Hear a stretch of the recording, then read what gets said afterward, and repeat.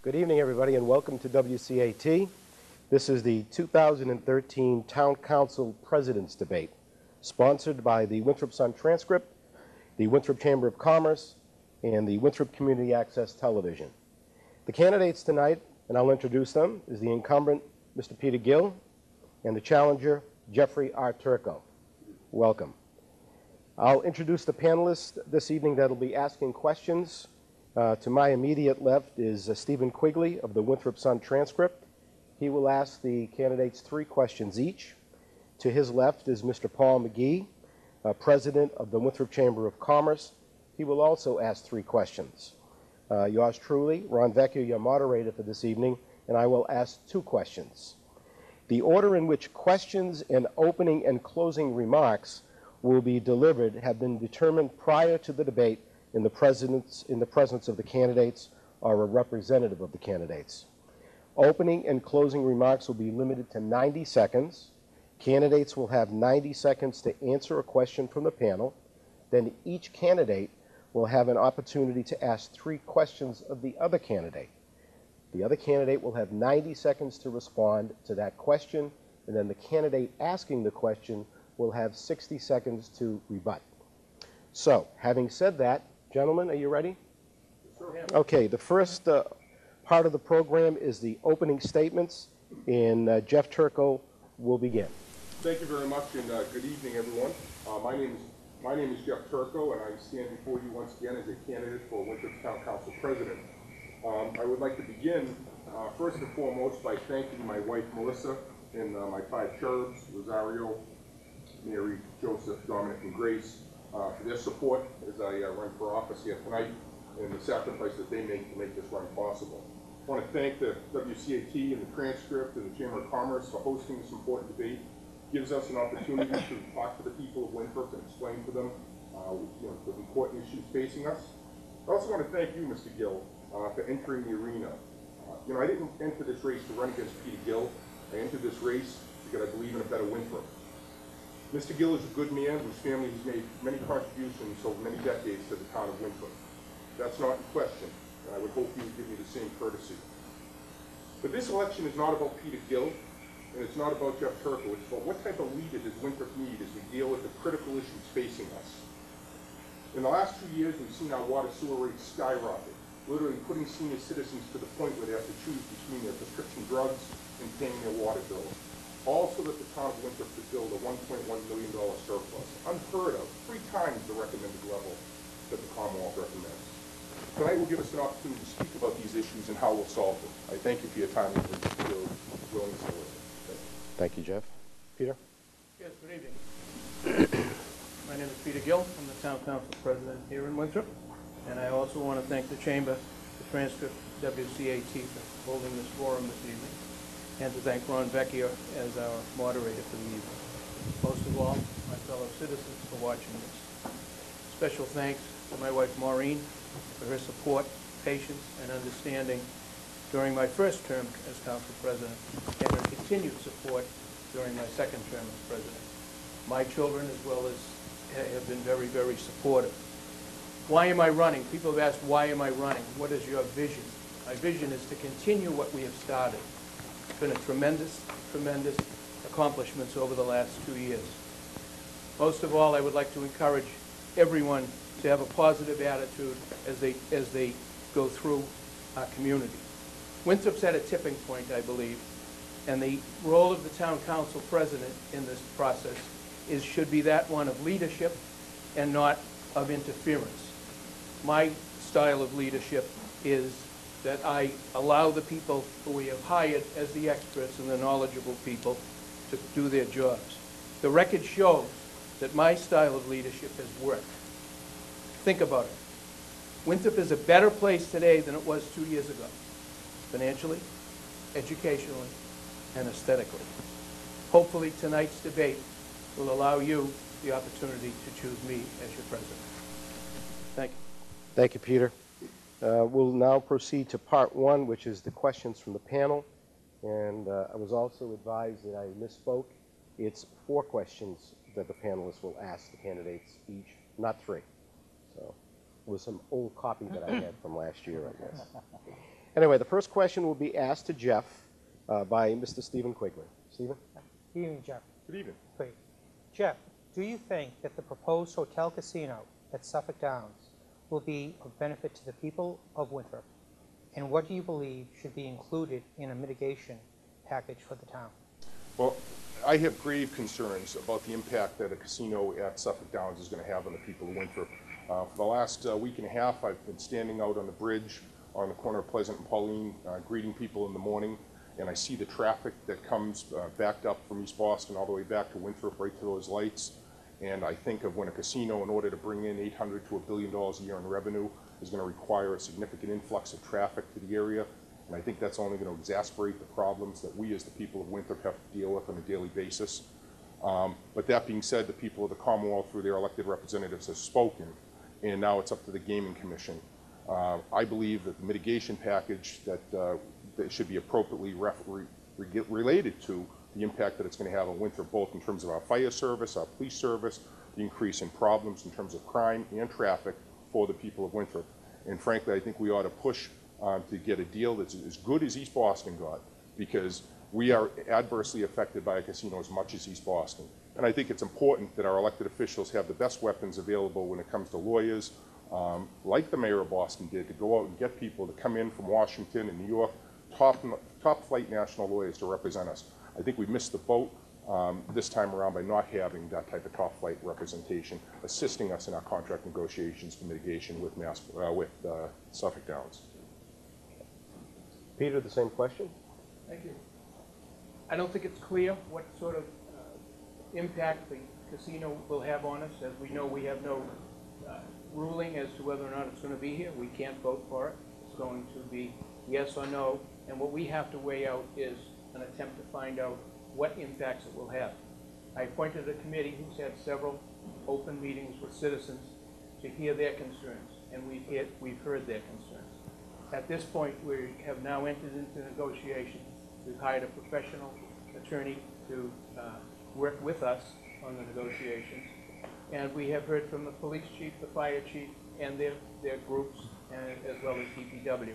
And we are weighing all of their concerns.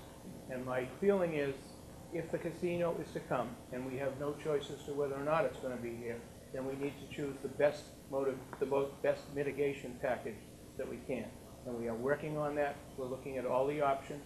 And at this point, obviously, because it's a negotiation, it's confidential what's happening. But we are looking at it. We're looking at the potential impacts, and we're in the process of negotiating. Thank you.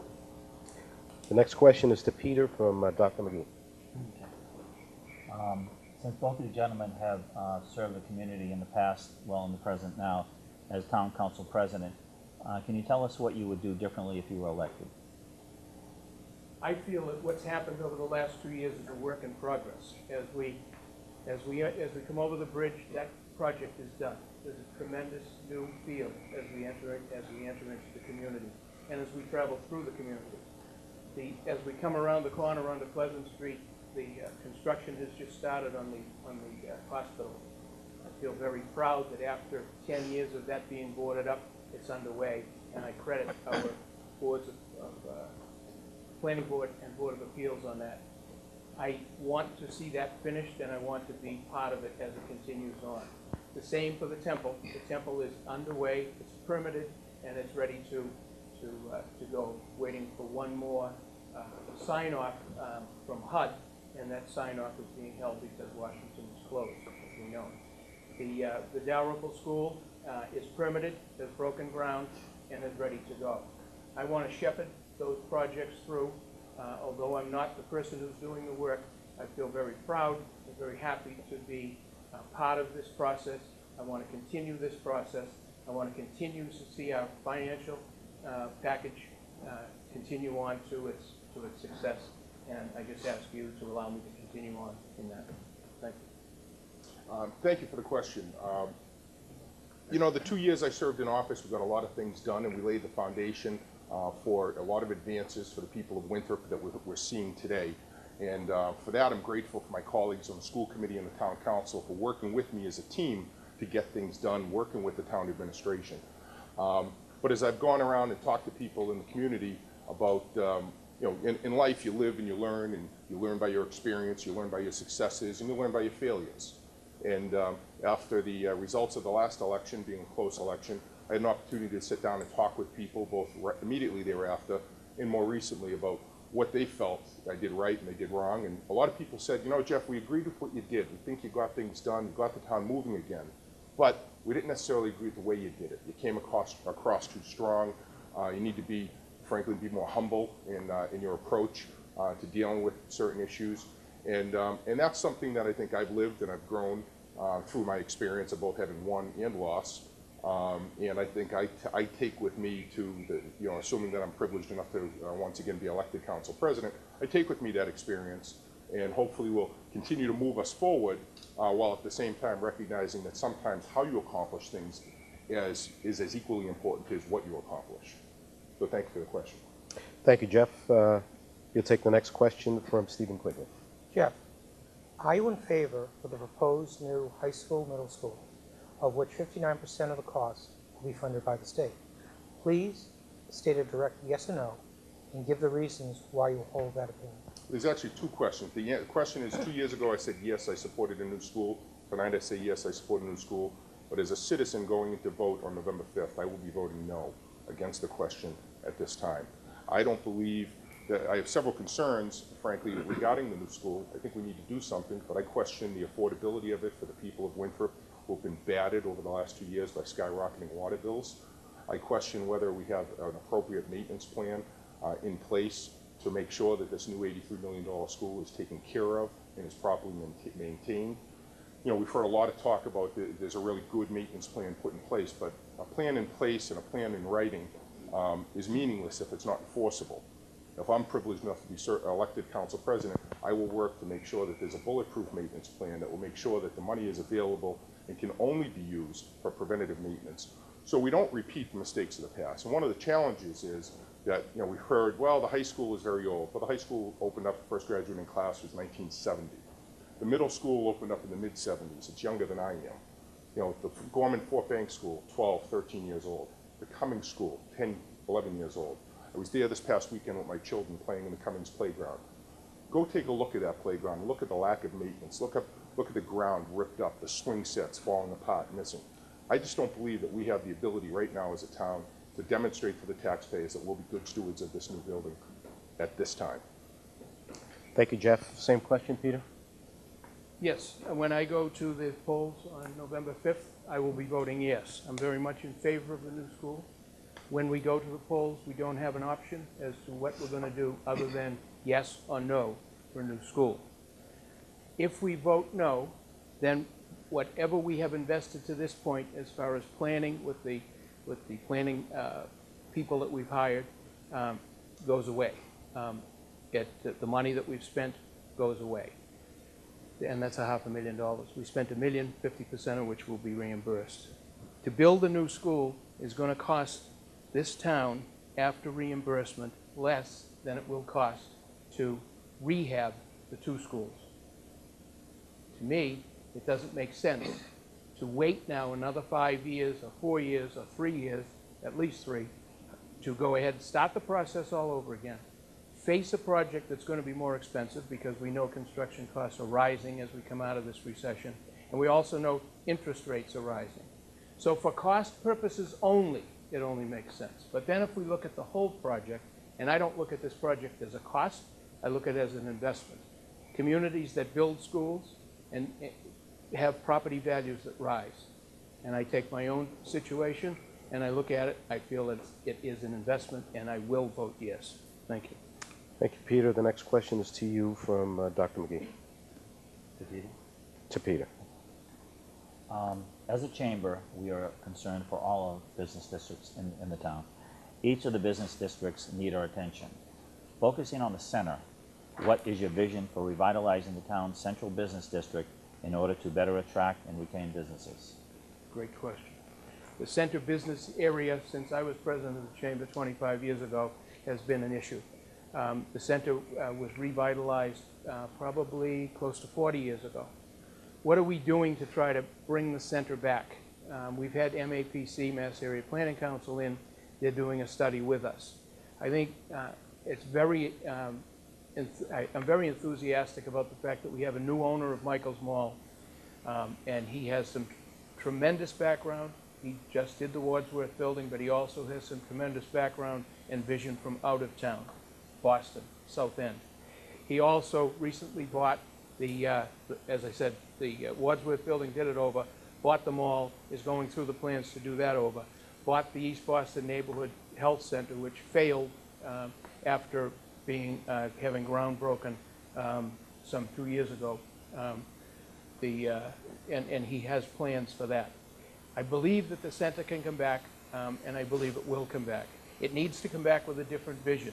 The stores that were there 40 years ago, unfortunately, the competition from the malls has put them under. We now have a vision with our new owner of the East Boston Neighborhood Health, as well as MAPC, with some tremendous ideas of how we're going to go about revitalizing the center areas first, and then the others. Thank you. Thank you. I mean, there's two issues, or two ways that I would address the Center Business District. I mean, the first issue is, Mr. Gill referenced Michael's Mall. Our zoning ordinances in this town and our boards and commissions are antiquated. They're not business friendly. They're not welcoming to people to make investment in our community. And that's the way we're going to grow Winthrop, in the limited spaces we have, to encourage people to invest their money, so that they'll turn around and say, yeah, Winthrop is open for business. We want to welcome people to come here and expand and spend their money. And so Michael's Mall, let's take that. The people that bought that mall, one of the partners wanted to put an ice cream store, frozen yogurt store in. And what's Winthrop's reaction?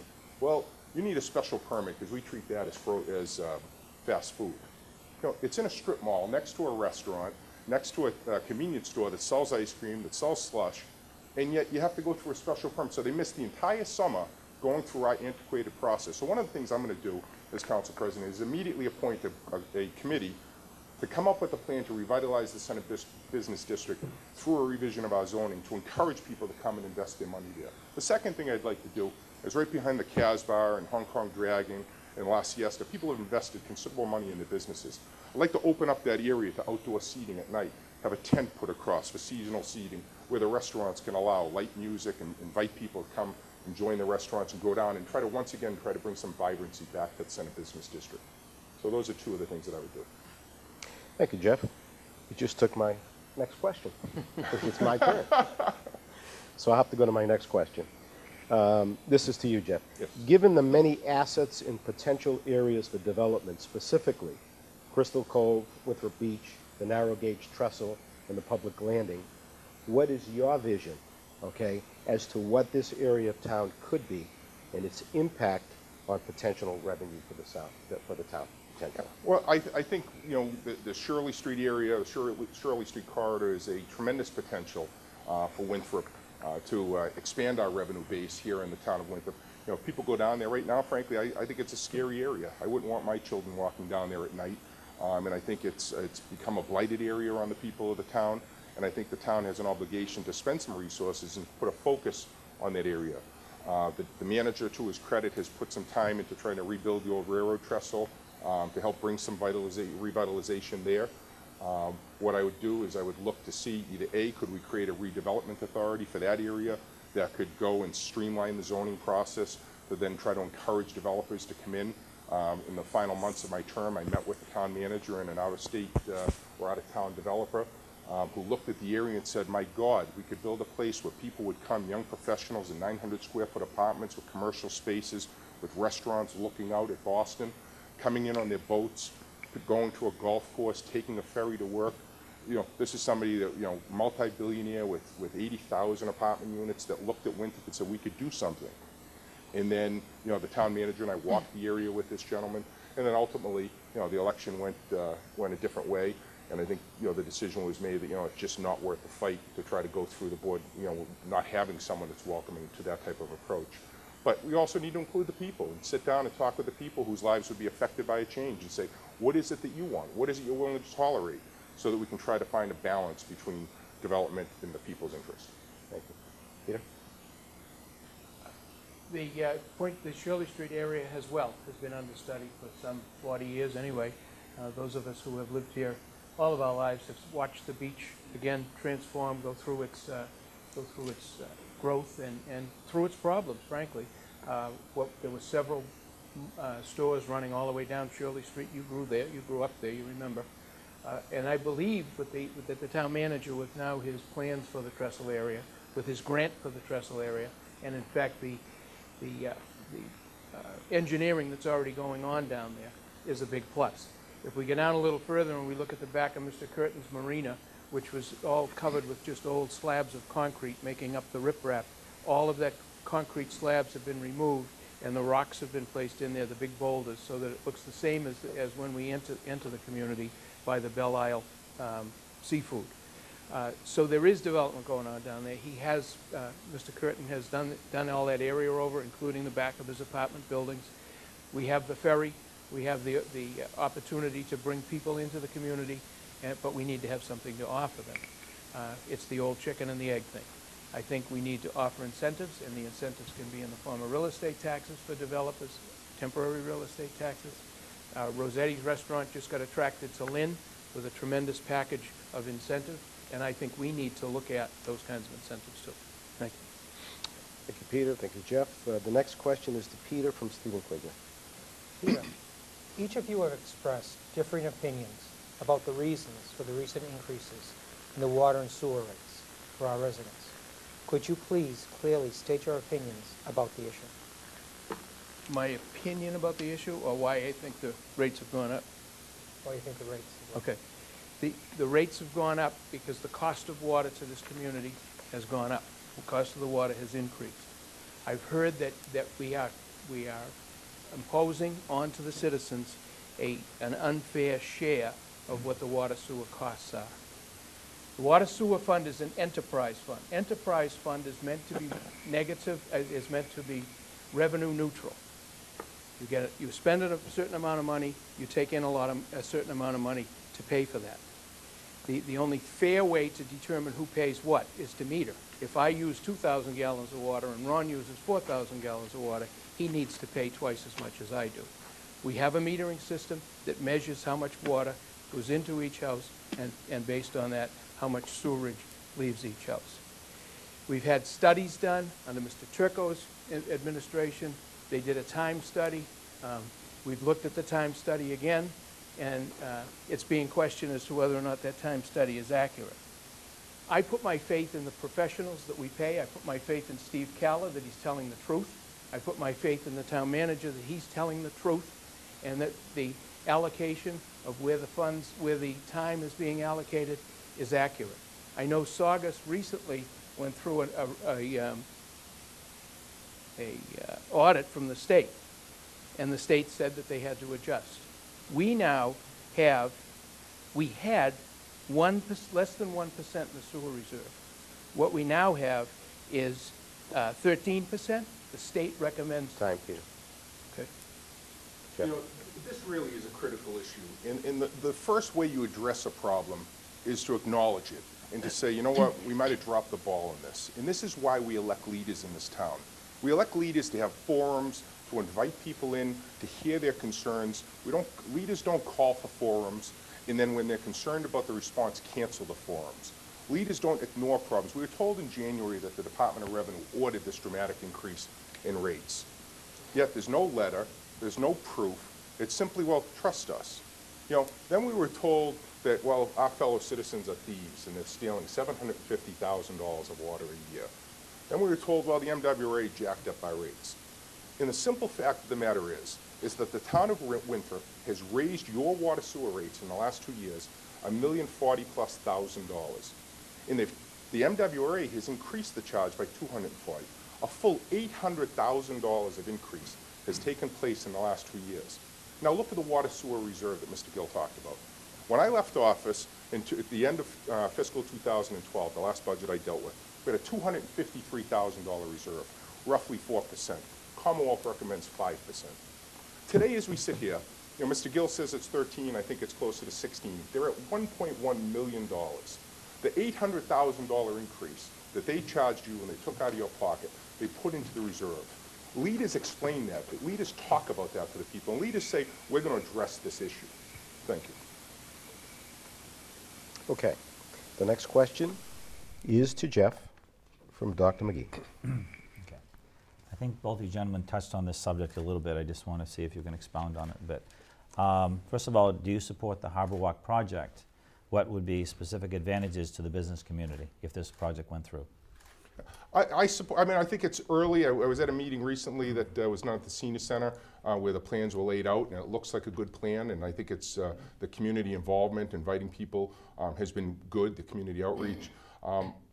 You know, I think instinctively I support it. I want to get more detail about it. I want to get more understanding of the cost. I want to get more understanding. Will the Harbor Walk project preclude future development of businesses and residential space along the waterfront? Out on Shirley Street, if we were able to do some redevelopment out there. And so, you know, I want to, as council president, I'll work closely with MEPC and the town manager and the rest of the council, particularly the economic development team, to say, what effects will this have on us? And then also to talk to the chamber and say, you who invest your money, you who toil working to improve our community through your business, you know, give us your input, and how can we, how can we improve not just for businesses out of town, but also for the businesses that are already here. Thank you. Peter? The Harbor Walk. The Harbor Walk, I believe, has great potential for the community. I think that the part of the Harbor Walk thing is to encourage walking, but also I know the town manager is encouraging biking.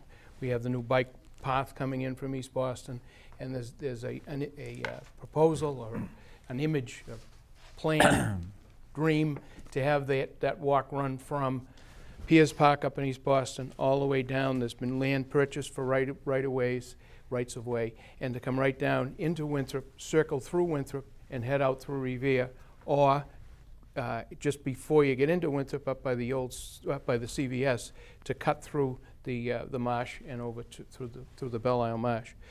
I think, you know, given that people are recognizing the need for exercise, the need to use less fuel, the need to be more connected to the earth and to nature, I think that walk has a great potential for the community. Next question to Peter from Stephen Quigley. Peter, you and Mr. Turco have both had the honor of serving as president of our town council. Could you please tell the voters what you believe have been the 3 greatest accomplishments during your term as council president? I believe the restructuring, you know, we've had some significant changes in our community. I think the restructuring of the finance department, we heard that we have $1.5 million free cash at the end of this year. I don't believe that's an accident. I believe it's the restructuring of the finance department that took place. We had an interim auditing company come in, straightened out many significant issues in our finance department. And that's less obvious to the eye, although it's very important. We have gone from fiscal chaos, literally fiscal chaos when I took off, to fiscal stability in this community. That's very important. I also, the issues that I talked about as far as the improvement in the town, we drive through this town and look at how clean it is. We look at the parks, we look at the fences, and then we look at the communities, the investments that have been made in this community by private investors. We're going to see the real estate tax on those 3 properties that I just talked about, the real estate tax income double at least. And even more importantly, we're going to take 3 pieces of property that have been literally boarded up for over 10 years and put them back into productive use. Thank you. You know, my 3 biggest accomplishments that I'm proudest of were a team effort with myself and you know, sort of I'm going to take this to the other side of the job of being council president. You all come on the school side. You know, working with my colleagues on the school committee, I'm proudest of the fact that we went and we talked to principals and we said, what are your concerns? And they talked to us about class size. And we made a concerted effort during my 2 years on the school committee to lower class size. I think it's lamentable the class size has gone up the last 2 years. We went and we talked to the principal and the PTO at the Fort Bank School and said, what are your priorities? And they talked about full-day kindergarten and the need to integrate full-day kindergarten and more kids into that program so that they would better be acclimated to our curriculum once they went into 1st grade. And so I'm proud of the fact that we told the people, we're going to give you back $200,000+ of tuition. make it free, and that by doing it, every year thereafter we'll take in more money. And look at the benefits. The last couple of years, we've taken in literally hundreds of thousands, roughly an 8% increase in Chapter 78 for Winthrop, higher than most communities in the Commonwealth, because of the visionary decision that the school committee made while I was on it. And I'm proud of the fact that we restored the music program. You know, anybody that goes to any of the programs down at Ingleside Park will hear the Music Matters group and the fact that the school committee, during my time, you know, a young student stood up, Ms. Russo, and talked to us about the importance of music. And the school committee said, we're not going to play around with this. We're not going to make excuses and tell you to do bake sales. We made the money available. We encouraged them to bring the program back. So I'm proudest of those 3 accomplishments. Thank you, Jeff. Dr. McGee, to Jeff. Okay. In my time as on the Chamber Board and now as current president, I've spoken to a number of business people, prospective business people who are looking to start a business in Winthrop, and also you know, businesses that are in town right now. And they've been frustrated with the processes of either expanding their business, their present business, or else you know, opening up a business. So what I would like to ask you, gentlemen, is that how can the town's zoning, planning, and permitting processes be streamlined to help established business owners and prospective business owners thrive and succeed? And I'm sorry, that's to me first? Yes, Jeff. Thank you. And that's one of the things I talked about earlier. I mean, one of the first things I'll do in January is appoint a committee of people, a broad spectrum across the town, of business owners, of citizens, both young and old. You know, Mr. Gill made reference earlier to he's been here his whole life. Well, half the residents of the town are new to the town and haven't been there their whole life. Our community has changed, whether we like it or not. I like to say to people, you know, Father Burke at St. John's doesn't do a Swahili Mass because he likes Swahili. He does it because our population has changed and we have a need for it. And so one of the things that I would do is appoint a broad section of people to come up and say, you have a deadline, that we don't want this to linger like the last zoning look committee did. We're going to put together this committee. We'll say you have 6 months to look at what other communities are doing to come up with a streamlined process, possibly along the lines of Chapter 40B for affordable housing, where you say we're going to create one super committee that's going to take the planning process, take the zoning process, and put it all into one and give them the opportunity so businesses can know they have a one-stop shop where they can go and they can get things done, and they're not held back by a process that requires them to jump from conservation to planning to zoning, maybe to the council. You know, you need to say thank you for investing your money. The people of Winthrop are grateful for it. You're increasing our tax base. You're giving us greater opportunities not to have to leave town to buy simple items. And that's the process that I'll put in place. And we'll have a program proposed to the public by July. Thank you, Jeff. Peter, the same question? Process of boards and so forth. My opponent mentioned earlier the yogurt shop that wanted to go in down the center. The yogurt shop went before the planning board and the Board of Appeals, and they, at the same night as 3 restaurants, were granted not come back later, not come back later. The decision was made. The decision was not made lightly. It wasn't made that, yeah, you can just go do it and here we're signing off the papers. But the decision was made very quickly. I'm proud of that. I've watched the licensing board do the same thing.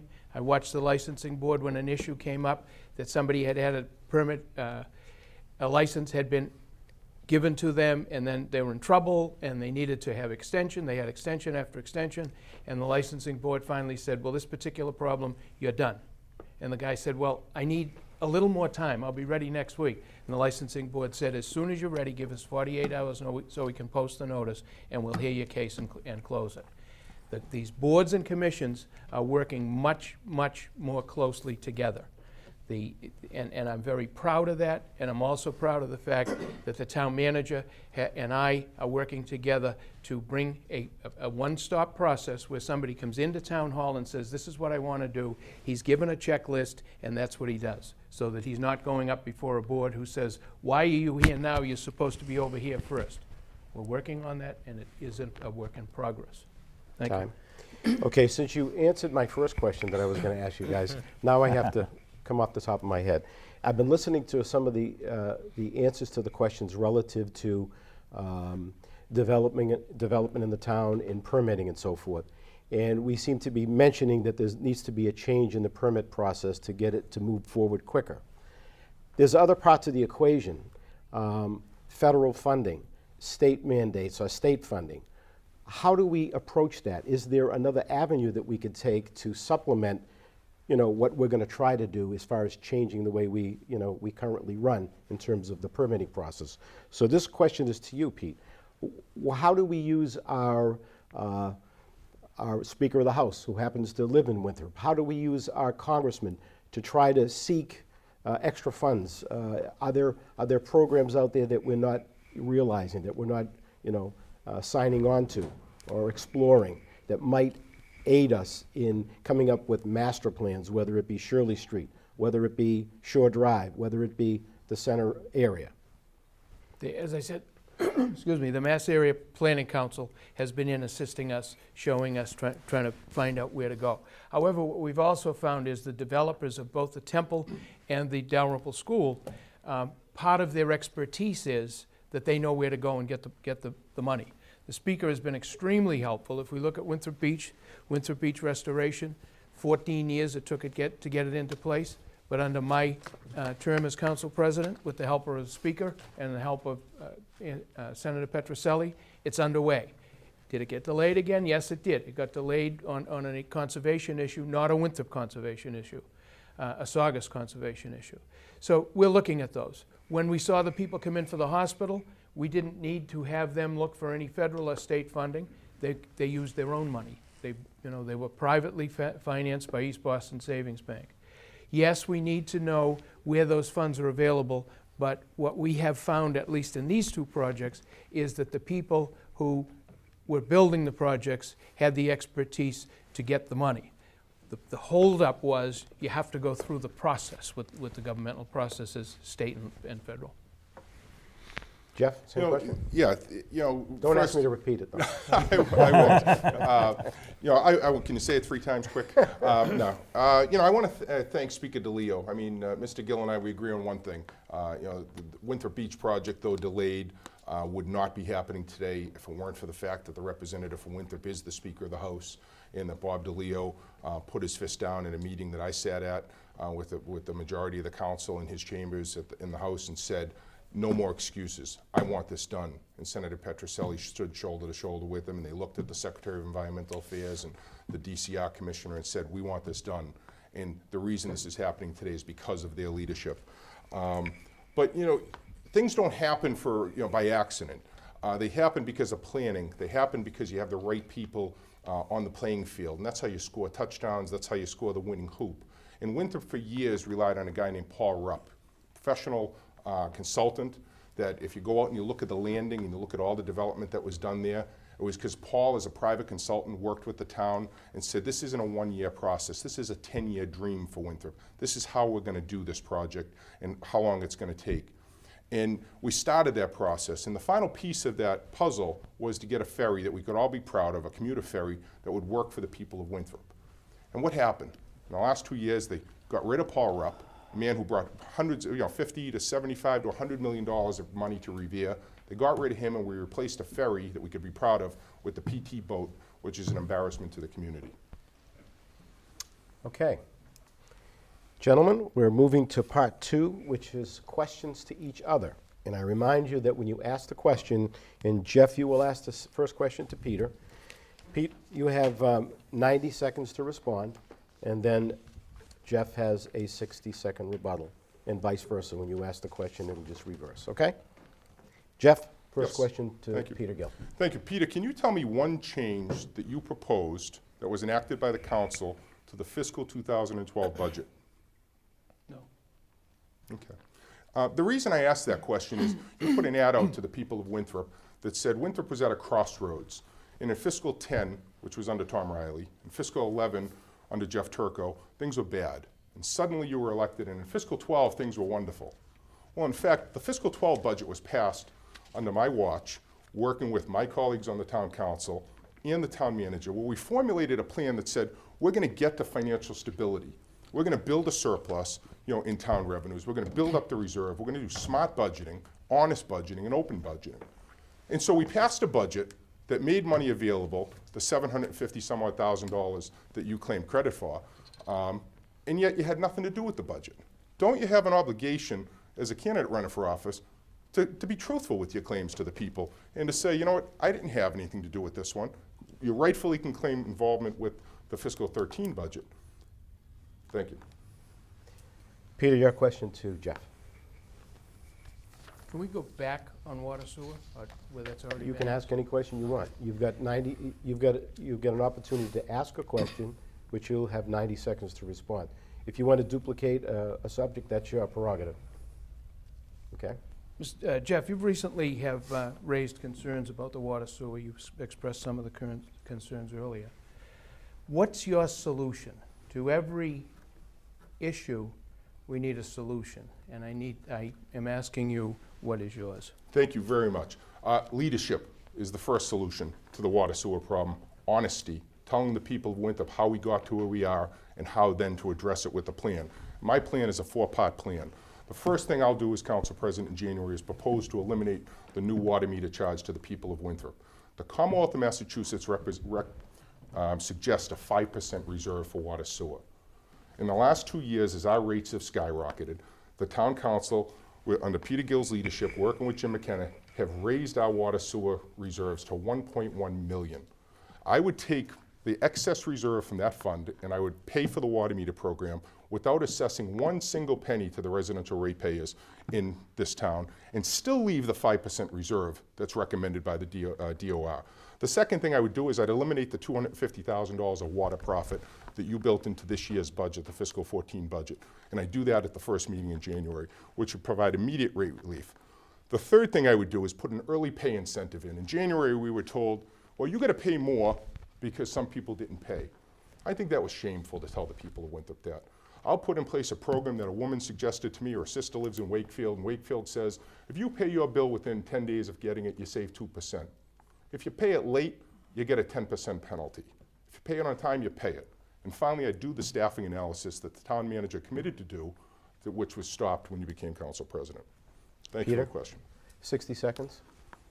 Going to eliminate the water meter charge. Is that something you heard at the town council meeting as a proposal last week that I made to the Finance Commission?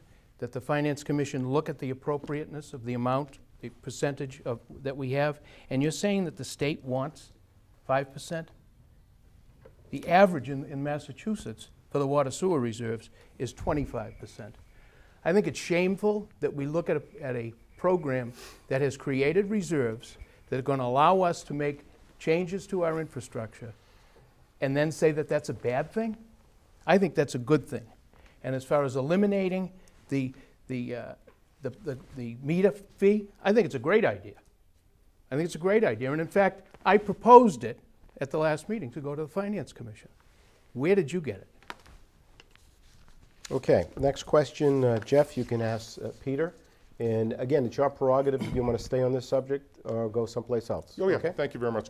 You know, Peter, last week, the town manager at a public meeting told the public, a public meeting that after you canceled yours, he scheduled without any notice to the people, nothing in the newspaper, was put on the Facebook page, scheduled a public meeting, and he stated, and the CFO and the internal auditor all stated that the Department of Revenue recommends a 5% water sewer reserve. Yesterday, the town manager sent out an email. And in that email, the town manager said that the statewide average for reserve, the claim is that it's 25%. And his exact quote was, although we are not close to the average yet, at least we are moving in the right direction. So are you telling the people of Winthrop that if you get elected or re-elected, you'll increase our water sewer bills by another $1 million so the water sewer reserve can go from 1.1 million to 2.1 million? I never said that. And the state recommends 8 to 9%. And yes, the average is 25%. As far as the forum that I called and canceled, I did call a forum, and I called that forum long before my opponent made the water sewer rates a political issue. When it became a political issue, I felt it was unfair to the citizens of this community to use their resources, their building, and their staff to run a forum that in fact created a political issue. I then was told that one of the supporters of Mr. Turco asked a town official to put a police duty on for that forum because it was going to be a very, very, very difficult forum. and we needed police. Well, you know what? Given that, I chose the option to cancel it, not to postpone it, to cancel it so that it's not a political issue. And that's what I did. I canceled it, and that's why I canceled it, because it became a political issue. And then the town manager took it over without any involvement from me, and he ran the forum. Whether or not he advertised it, he talked about it on television, whether or not he advertised it has nothing to do with me. And leadership, yes, leadership is important, and it's leadership that does the job. It's not pounding people on the head and acting like a bully. Excuse me. Jeff, 60 seconds? Yes. What was my question, correct? Yes. Okay. So, I'm sorry, I'm responding to him? No. You asked the question, Yeah. he answered it, now you can rebut. Oh, perfect. Thank you very much.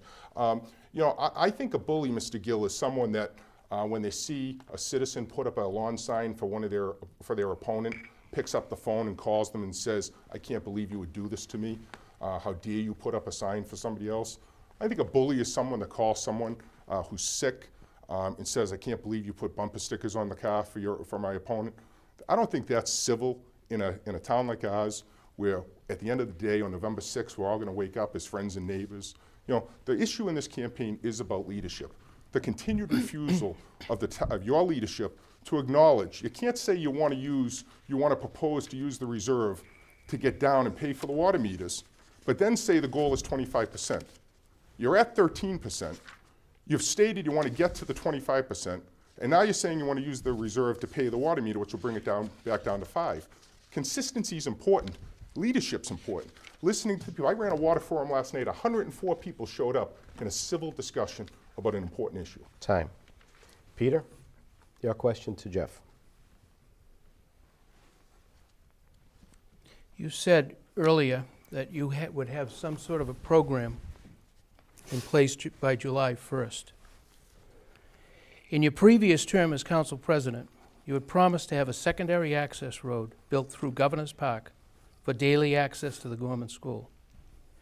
Should you be elected again, what will be your plans for this road? And using a date, you had said that road will be open in September, that road will be open in October, that road will be open in in December. We spent almost $100,000. The road never opened. It was a failure. I'm done.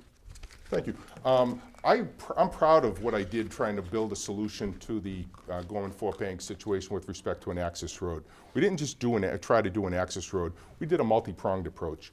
We went in, the school committee that I was a member of voted to accept the Viking Pride buses. Under Mr. Sacco's leadership, he heard from people saying, why can't we have a bus that picks up kids the parents can pay a small fee for, since we're already picking kids up out at the point? And thanks to his leadership and his vision, we put in place a bus that every day today, kids in Winthrop get on that bus for a short fee and help reduce the traffic flow. But we both sat in a meeting at the Gorman-Fort Bank School where people said, oh, we promised we're going to get an access road. We're going to solve this. We know it's a public safety crisis. We know people are at risk because of the lack of an access road. And you know what? I tried to come up with a solution that after 10 years or 12 years of complete and utter avoidance of the issue, I said, I'm not going to wait for some child to die at that school or some teacher to die at that school because of an accident happens. And instead of building an access road, which would be available for public safety emergencies, which that's what the council actually passed, to do an eminent domain taking to build a public safety access road only, you put in place a dirt path. I think our children deserve better than a dirt path. Peter, 60 seconds. You spent $100,000 on what was supposed to be a daily access road. The wisdom of the council said that it will be a emergency access. You took 2 parking spaces at a cost of $30,000 with no way to determine an enforcement of those parking spaces. Those parking spaces belong to us, and they haven't been empty since we bought them. On the other side of the project, Golden Drive needed emergency access, and so did the Gorman School. I object to the dirt path. We have an opening in the fence that's 10 feet away from the Gorman School parking lot and 10 feet away from the road in Golden Drive. By cooperation, working as a team, the police chief, the fire chief, and the executive director of the Housing Authority placed a gate, and the cost to the town was $0. To open the other access road is another $140,000. Time. Jeff, your question to Peter. I would urge the parents of the Gorman Fort Bank School to go and look at Mr. Gill's solution and the dirt path that he's given to your children and ask if we can do better in Winthrop.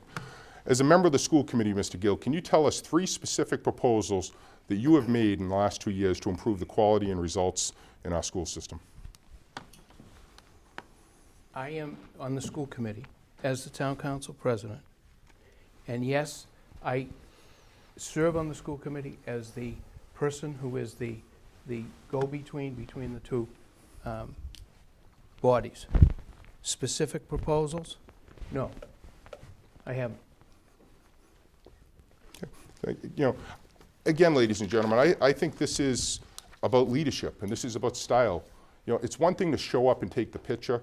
It's another thing to show up at the meeting on a Thursday night and smile for a camera. It's another thing to provide leadership, to get your hands dirty, roll up your sleeves and say, I made a commitment to the people of this community to improve the quality of education, to improve the quality of life for our citizens. You know, you're a full voting member as council president of the school committee. And look what happened during the 2 years that I served on the school committee, working with my colleagues on the school committee. Again, visionary decision to make full-day kindergarten free. 500 to 600 Winthrop families have saved $2,300 a kid because of the decision we made. Improving the quality of education by enrolling those kids from kindergarten right into our first grade curriculum seamlessly. You know, restoring the music program. When I got on the school committee, there was a proposal to raise the athletic fee to $597 a kid. You know, almost as outrageous as Mr. Gill's water bill increases. And what do? We stopped that thing cold because we knew it would be a public safety danger, it would hurt the kids in this community, and we fought for you, the people. Peter, question to Jeff. When you were on the school committee, I mean on the town council, and on the school committee as the liaison, as I am now, the school department, the school committee created a budget. The budget went to the town manager as well as to the finance commission, as well as to the finance committee. And it had a public hearing on that budget. After the public hearing was through, you said, I am going to propose that we take $240,000 out of the school committee budget and put it into the town council reserve. Should I be favorable to what the school department wants to do with that $240,000, I will give it back to them, or we as a council will vote to give it back to them, should I approve. Obviously, you were looking at the salary increases that were being negotiated.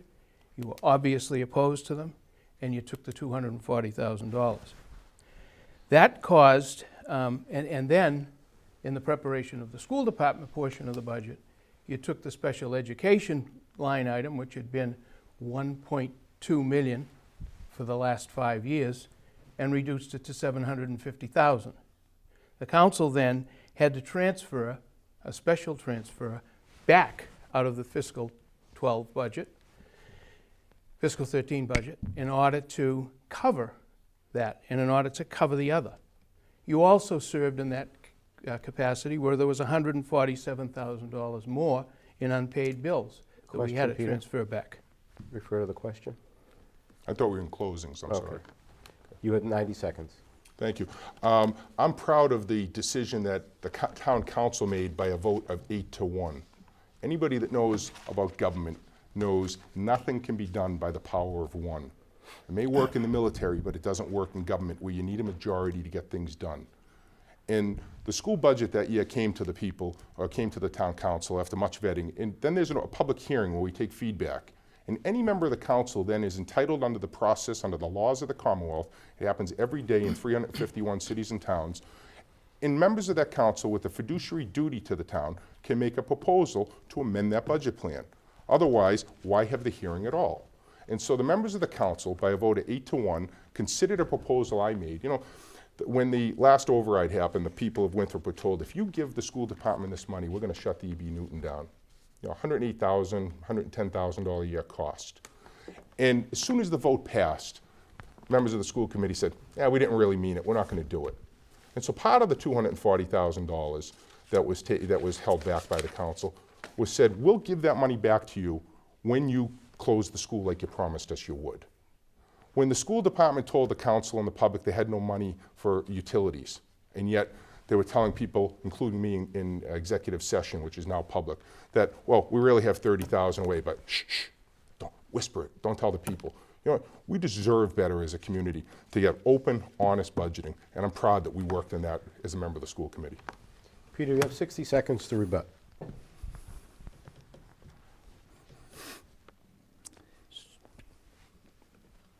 The $240,000 that you removed, you in effect told the school department that you would put it back if you approved how they were going to spend it.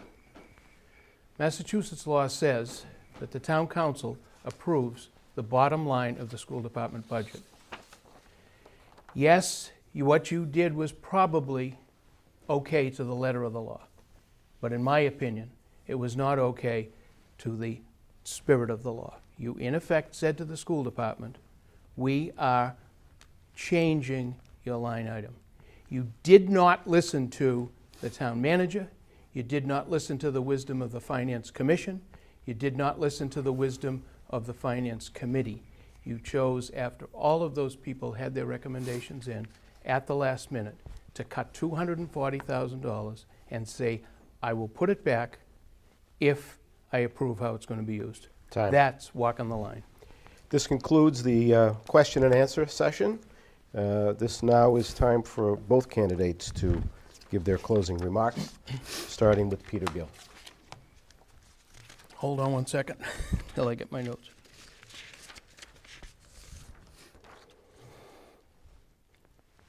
Winthrop is a beautiful seaside community offering safe, affordable living within an easy commute to downtown Boston.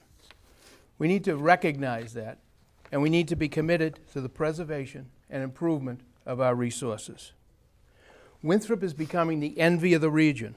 I strongly encourage our citizens, especially those younger families, on the positive note, to get involved. Become part of your community. Make Winthrop a better place to live for all of us. We need to encourage and appreciate what Winthrop is and to believe and invest in our community. We need to focus on what's good about Winthrop, and this is what we've done. The dramatic transformation of the gateway to our community sets a pace. Yes, the state built the bridge, but we got together with Massport, we got together with Winthrop, and we have a dramatic entrance to our community. And all of the other things we mentioned, the parks, the roads, the buildings. Yes, Winthrop is a better place to live than it was 2 years ago. And at the end of my second term, we will again say Winthrop Place is a better place to live than it was 2 years ago. And put those two together, and we can say Winthrop is a better place to live than it was 4 years ago. I appreciate the team effort of all of the people that work in our community, and I ask you to allow me to continue to shepherd this process. Thank you, Peter. Jeff Turco? Yes, I want to once again thank our sponsors. I want to thank Mr. Gill for participating again, and the people of Winthrop for taking time out of their busy lives to focus for a little while on what Peter and I think in terms of our vision for the future. I think tonight is pretty telling. This election really is about leadership. It's about the ability to look the people in the eye and to tell them where you stand. And it's not about telling someone that, well, we're shooting for a 25% reserve, but because I'm taking political heat, we're going to propose to reduce it back to 5%. Make no mistake about it. What you heard tonight was that a next 2-year term of Peter Gill will result in a $2.1 million reserve, where the people of Winthrop will be socked with another $1 million of water sewer charges. You heard tonight a question about education in our school department. One of the most important things we do as a community is educate our children. Mr. Gill has asked us a pretty simple question. Tell me what you did. Give me 3 examples. He couldn't give you one. It's not the job of the council president to sit at a meeting and just listen and not participate and say that I'm there to listen to information and share it with the council. That's not the role. That's not what the charter says. The charter says you're a full voting member. We might as well eliminate the position from the school committee if we're not going to be an active participant. So in November, I won't be presumptuous and assume that you're going to elect me in November. I'm going to ask you for your vote. I'm going to ask you for your support. And I thank you for your time tonight. God bless you. Thank you, gentlemen, very much for participating in tonight's debate.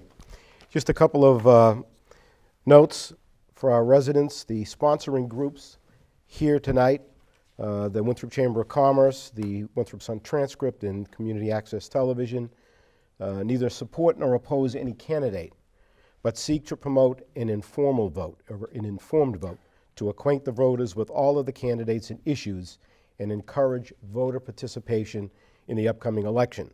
I'd like to take the time to thank our timekeepers, Ron Moses, Betsy Shane, our distinguished panel, Mr. Stephen Quigley from the Winthrop Transcript. Stephen, thank you. Dr. Paul McGee, President of the Winthrop Chamber of Commerce. Paul, thank you. And of course, Mike Cabral and the staff of volunteers at WCAT. Remember to vote. The town election is Tuesday, November 5th. So till next time, this is Ron Vecchia saying good night.